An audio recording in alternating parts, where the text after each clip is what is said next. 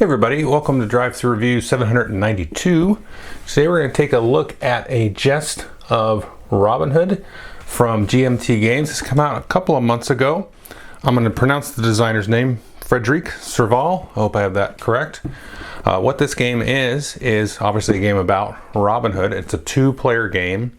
It is in the Irregular Conflict series from GMT. This is actually volume 2. There's another one that's already been published, which I cannot pronounce the name of, and then there's another one coming out in the future called Cross Bronx Expressway, I think. So this is the second in that series, and what the Irregular Conflict series is kind of like an offshoot of the Coin series. So again, this is a two-player only game, although there is kind of like solo rules, but that's more playing double-fisted, so to speak. I will talk about those. I have tried that. But it basically is a two-player game with maybe a solo variant that you can use. And one player will take on Robin Hood and the Merry Men, and the other team will take on the sheriff and their henchmen and that kind of thing. And so the objective is to either restore justice or maintain order. If you're Robin Hood side, you're trying to restore justice. If you're the sheriff, you're trying to maintain order. And so it's sort of loosely based on like the historical-ish myth of Robin Hood, the fable, and they are trying to, the Robin Hood players trying to, rob from the rich to give to the poor, to sort of sow resistance in the countryside there, and then the sheriff players trying to rob the various different parishes on the map and bring all of those ill-gotten gains back to Nottingham, and then also to maintain order on the track there. So we'll jump down to the table. I'll give you kind of a brief overview of the game, and then I'll come back and I will give you my thoughts. Okay, here I've got the main board set up like it might look at setup. A couple of things to notice here. So if we take a look over here, you can see I've got the order and justice track here. So the game will start off here on 1 on the order side.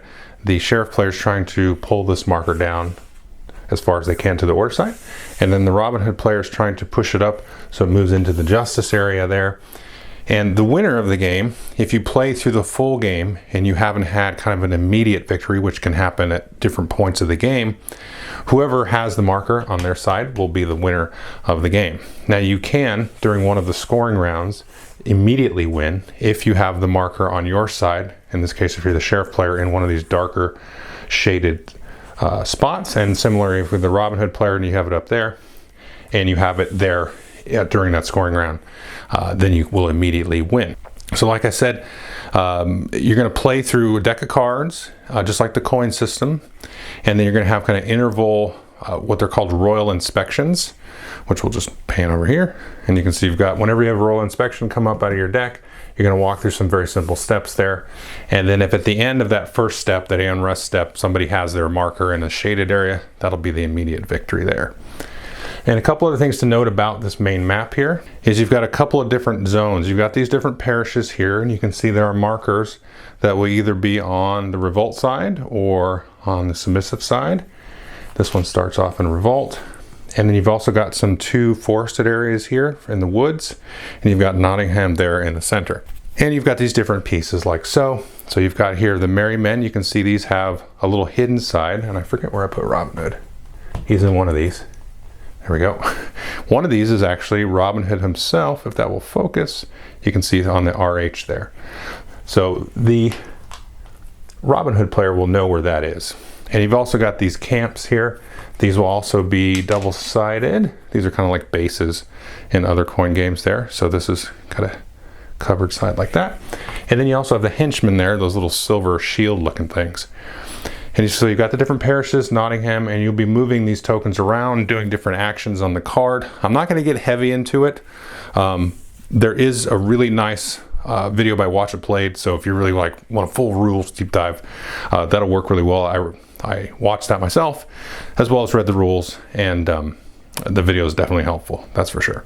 So on your turn, what's going to happen is you're going to play through this deck of cards, which there are instructions that you will build up you will shuffle these in a certain order. You'll have different scoring cards every basically 7 cards.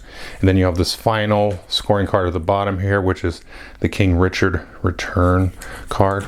And so you're going to flip a card over, and then you're going to go based on the initiative here. Now, at the start of the game, as well as after every scoring round, the Robin Hood player gets initiative and the Sheriff player goes second. And they will choose one of 3 things. They will either do a single plot, basically a single action.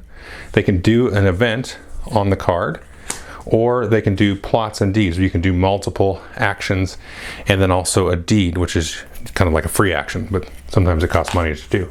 The other thing you can do is you can also pass. If Robin Hood passes, they can cover up any of these boxes. So maybe I don't have anything really good to do, I need some money. I can pass, cover up the event, so now the Sheriff player can't take the event. And then I get a single coin. So you've got coins that are worth 1 and 3 here that come in the game like that. Those are worth 3, these are worth 1. And then if the Sheriff player decides to pass, instead of 1 coin, they get this many coins depicted there. So 1, 2, or 3. So let's say Robin Hood does the event and then the Sheriff player does a single plot. So that card will be resolved. These will roll back. Now the Sheriff player will get first choice on the next card. So they can do a single plot or action, event, or plots and deeds. In the events, when you choose the event, you just do what it says. There are events here that are either more favorable to either side, although you can choose if you want to pick the opposite event. Sometimes that can work out. It's rare. I've played this 4 times, well, 5 times if you include solo. And there has been, I think, 1 occasion in all those games where somebody wanted to choose the opposite event. And so most of this stuff is going to come from these plots or plots and deeds. So if we scan over here, we can see for the Robin Hood and Merry Men, we've got this nice player 8. Now on the back of these, it tells you how to set up your player, and you have these 3 different plots that you can do, and then the different deeds. Now you can only do deeds when you do the plots and deeds. You can't do a deed when you just do a single plot or a single action. But by doing that, you're definitely seeding the initiative for the following round. But you get to do a lot more, hopefully catastrophic stuff for your opponent. And then the other thing to note here is I have these set down, but you have these shields here because you're going to cover all of the available things. If I don't mess everything up here, I'm trying to do that. So you have that there like that. Okay. Now you will not have the money behind your shield. That will be in front because money is open information. But this way, like if you have the Robin Hood character back there and all that kind of stuff, or in the case of the Sheriff, we've got their board here, which shows all their actions and things. They will have these carriage tokens here. These will be hidden when they come out on the board, but behind their shield here, the Sheriff player will be able to look out and put those different carriages. So I'm going to talk generally about this because the rules are pretty straightforward in my opinion, especially if you played a coin game. This is going to be very simple. But you've got your different kind of actions. So you get recruit. So for the Robin Hood player, you can recruit new Merry Men to come out, which may be Robin Hood. If you've got a base there, you can recruit 2 instead of 1. You can also delete 2 and then put a base out there. When you put a base out there, you're going to gain justice. And so that's just the recruit action. And it costs you 1 shilling per space that you do that. So if you do a single action, you just pick 1 single spot, and then you do the recruit action, one of those 3 things I talked about. If you do a multi-action, the plots and deeds, you can pick up to 3 spaces when you do that, and you pay 1 shilling per space to do that. And that's how all the actions work. So either do a single action in 1 space, or up to 3 actions in 3 spaces, and then paying for each of those. Now the Sheriff player, they have the same thing. It's called hire instead of recruit, but they have a little bit of a thing here. So they have to put up to 2 of their henchmen into a submissive parish. They can't ever put anything directly into a forest, of course, because that's where Robin Hood hangs out. Or they can put up to 4 into Nottingham. And then the Sheriff can also do what's called a patrol. So they're going to move into here, maybe however many they want. They pick 3 destination spaces, so 3 spaces that are going to arrive.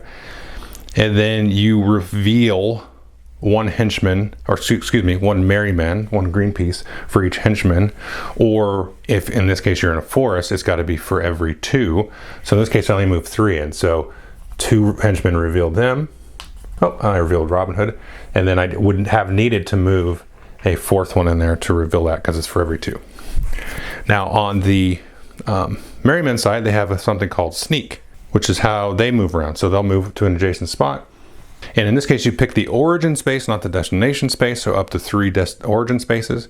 And when they move in, you'll take a look and see if the number of total pieces there is greater than 3. If they are, then you'll reveal the henchman. Otherwise, if there was only, let's say, one henchman in there and I remove that merryman in, then he would stay hidden because there wasn't so many to catch him moving in. So that's the sneak action.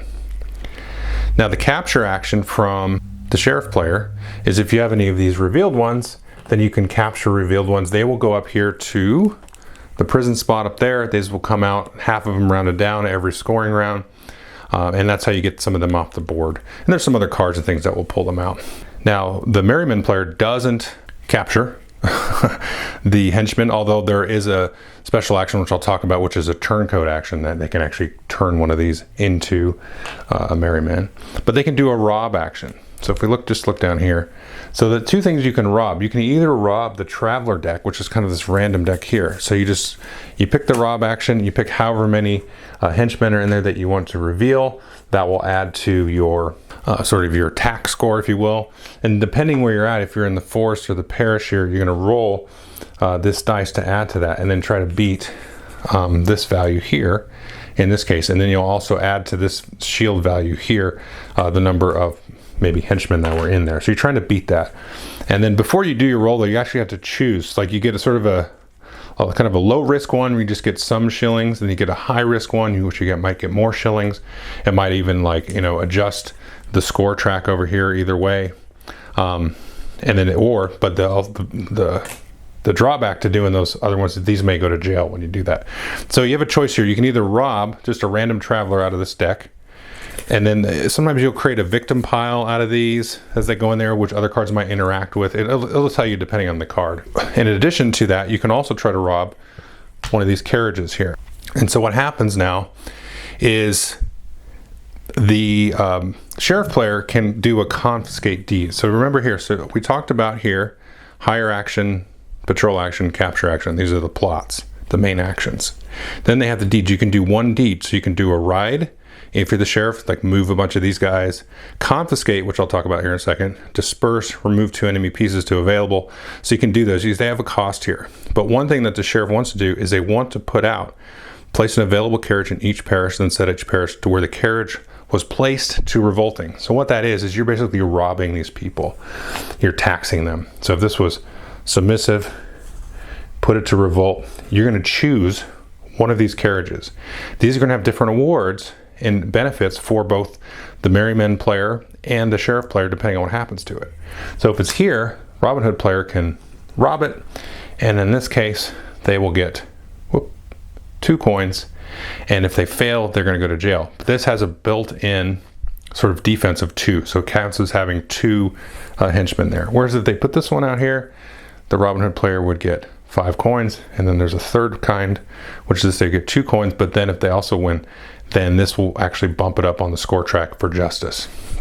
Now what the sheriff player is trying to do, they're trying to put those out. They don't want these to be revolting. They want everything submissive, like submissive to the sheriff.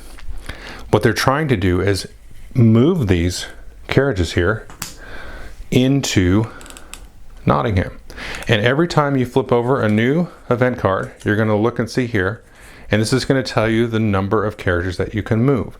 So this says move one of your carriages on the board, and what you're simply going to do is choose one of the carriages that's available. Some of these will have 2 on them, like this one you can have 2.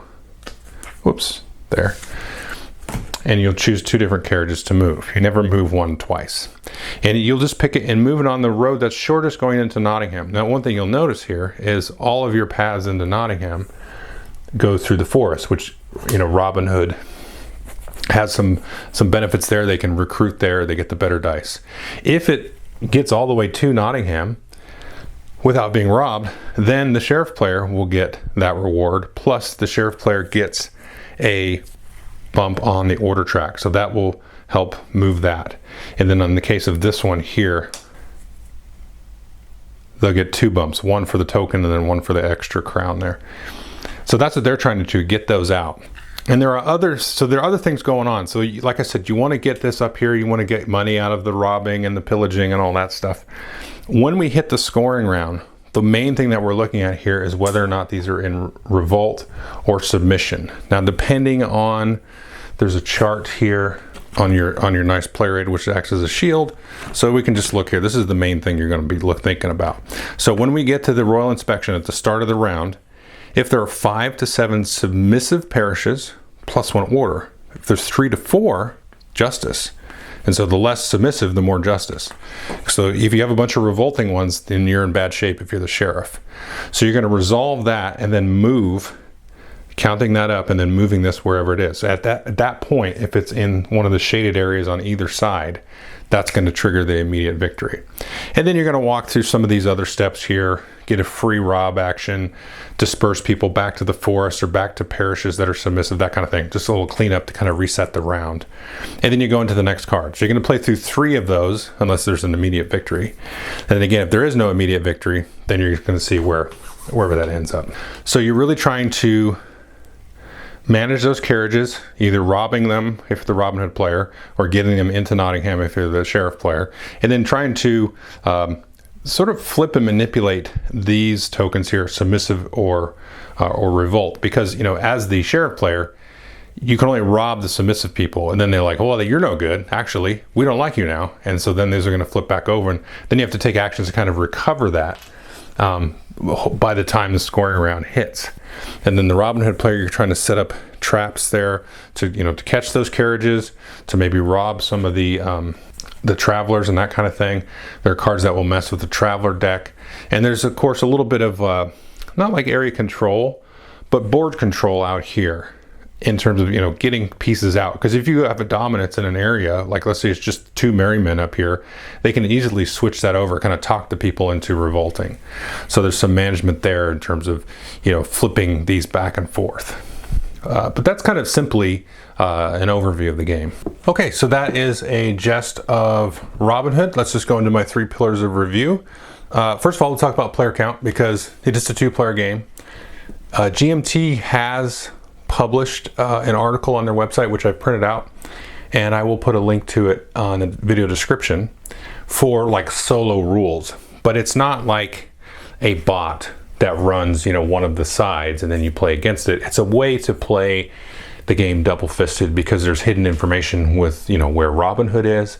There's hidden information with where and what the carriages are. So it gives you a way to kind of randomize that. It's okay. I will say though, it just doesn't hold a candle to 2-player, which I absolutely love playing as 2-player. It's great. I will say this about the solo rules that are in there.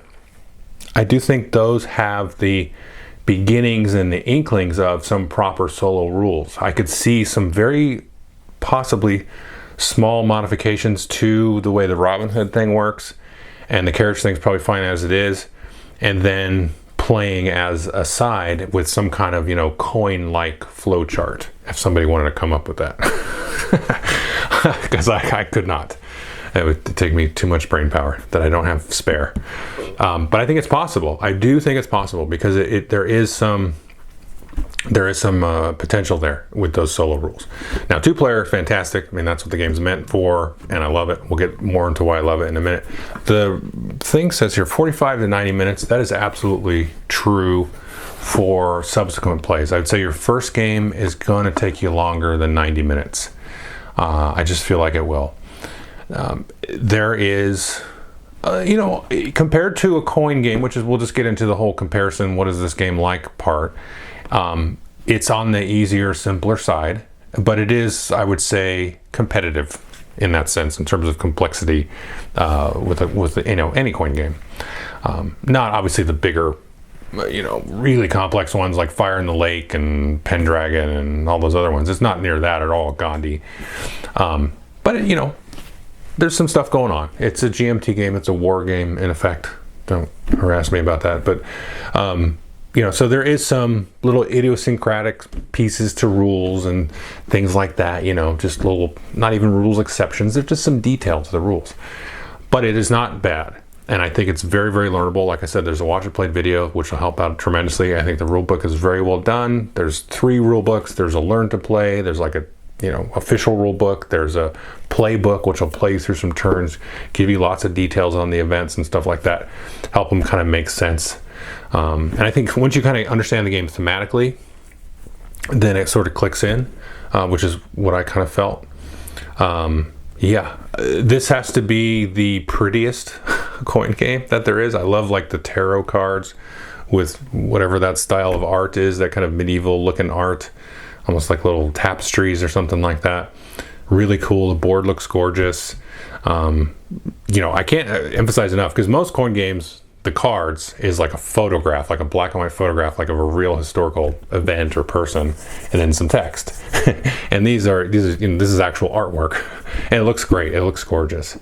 All of the sort of indicators. I love the player aids. The player aids are great. You don't get those in a lot of coin games, not like this. I mean, you get like a big fold out type of thing, but it has the setup stuff on the back, has some really interesting strategy tips. I think for each side, it gives you like 3 basic approaches that you can deviate from.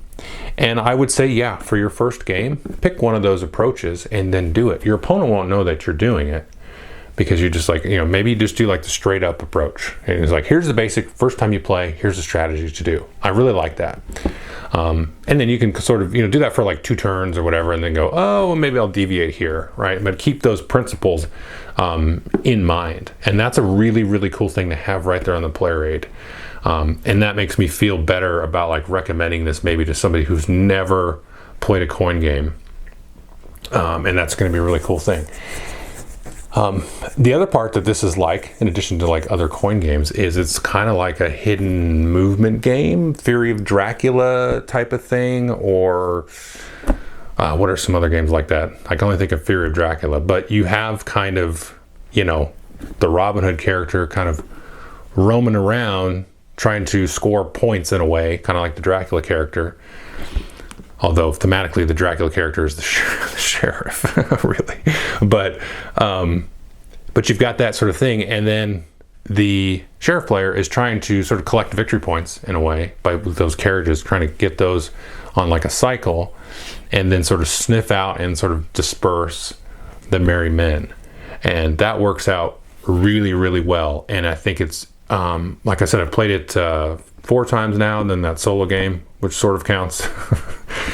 And seen some really different, interesting play, like some really organic, emergent types of things, of like different strategies that you can do, because you have a tug of war there between the order and justice, right? So that's okay, right? That's fine.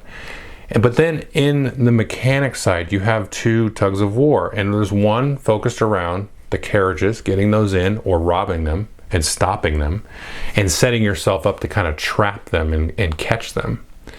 But then also, as the sheriff player, positioning yourself so that you have some like muscle, around that to sort of, mitigate the dice rolling that's going to happen from the Robin Hood player, and setting that up.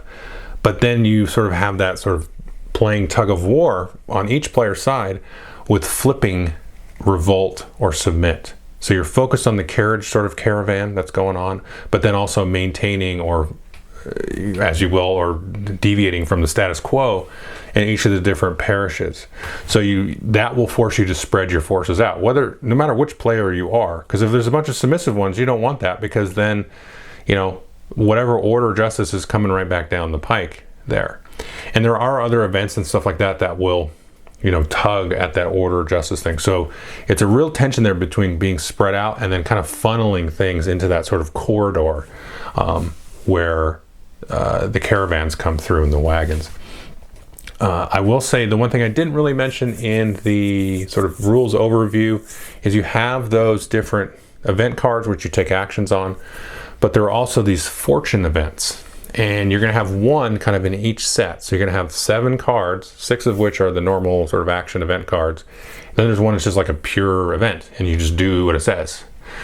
And I like that because one thing that I was not sure I liked at the beginning was those fortune event cards, and then also how the scoring cards are exactly 7 cards deep. So one of the things with the coin series is you shuffle it in like a bottom section of a section, right? So you know, oh, it might come up, the scoring card might come up now, but you can't actually count it out. With this, you can count it out. We've got 1, 2, 3, 4, 5, 6, 7. Okay, the next card is scoring. So you know exactly where it is, which could be a problem, but I think they did a smart thing here by adding in a fortune event inside of each of those sections, because that will sort of shift things up. Usually it will end up bumping order or justice up or down. Now, I have lost a game because of a last minute fortune event. It was the second to last card before the scoring card, and it moved it, trying to remember who I was playing. Yeah, it moved it 1 step towards justice. It was still on the order side I was playing, and then it was like, oh, now I've lost, because I know they're going to be able to just get it. So if that hadn't happened, it was a different event or didn't mess with the order, and then I would have won the game. No sour grapes. Maybe a little, no. But so that you have to keep that kind of stuff in mind. But also, there are other things I could have done, and it wasn't a guaranteed loss, but because of where Robinhood, I don't want to get into it, but where Robinhood was, if it wasn't in this one spot, then I still would have won. But the thing moved. Robinhood was also in the wrong parish to be for me, and then I was also out of money. So I couldn't do multiple plots and deeds. I could only do one, which wasn't enough to, like, you know, hold those reins on. But I was basically in a guaranteed win, because there was nothing like action wise that they could have done. You know, it's too much to talk about mechanically, but it's like, okay, well, that event sort of opened the valve, and I lost because of the event. But I also lost because I did really well, and I was like, I almost kind of felt like I was breaking the game. But then I'm like, yeah, you know what? I spent too much money doing that. I like locked it down. But then, so they needed something like that, because it was like, huh. So anyway, my point with that is that I liked having those events in there, because, you know, honestly, at the end of the day, if you lose at the very end of a game, because there was another game that we played, maybe 2 before that, where it was won by a dice roll right at the end. And it was like, if this Rob succeeds, Merrymen win. If the Rob fails, then it's going to go through on the next card. And because we knew the order of the cards, and we knew it was either a 1 or a 2, so it was going in. And then if it fails, then okay, it's going to go in, and then the other side's going to win. But in my opinion, that's okay, because it's like we played so evenly that if it's going to come down to either the last event flip or a dice roll to end, that's okay. And like I said, this is a 45, 90-minute game, so it's not too bad that way. But just, you know that going in, that it can be decided sometimes if the game is tight. There's been other games like I've seen where somebody does win an instant win, and these were kind of our first couple of games. I think both the first 2 games I played were not all the way to the end. No, it was the first and third game anyway. But where somebody just got out and won. So that's why you get the 45-minute, because somebody come out. Nobody's won on the first scoring card so far, but it's possible, probably. But we've seen some second card scorings wins, and then the rest of them have been playing to time. But anyway, so that's kind of some really nuts and bolts comparisons there. But I really love this game. I think it's fantastic. It's a lot of fun. There's a lot of tension. There's, like I said, there's a lot of cool, like, little emergent things that happen with, like, you know, funneling people around. But the game has that, like I said, that tug of war of squeezing stuff in and spreading it out and juggling the order justice track. And there's a lot of space there to, you know, like I said, feel like you've clamped it down. But if you've clamped down too hard in one sort of aspect of the game, you're giving your opponent, whoever they are, that other sort of areas to come and flank you, like conceptually, around. And I think the game does an excellent job of kind of maintaining that and being fairly light and straightforward to play. So I cannot recommend this enough. I feel like I should recommend it to basically everybody that is kind of a hobby gamer. Obviously not everybody's going to love it, because there is, you know, if you're kind of a Euro person or something, then there's going to be a little bit of granularity, I guess, with the rules and the details, but I don't think it's too much. And I think you get through that sort of initial hump of it. I think the reward is there at the other side of it. And it's great. It's fantastic. So definitely recommend picking this up. Thanks.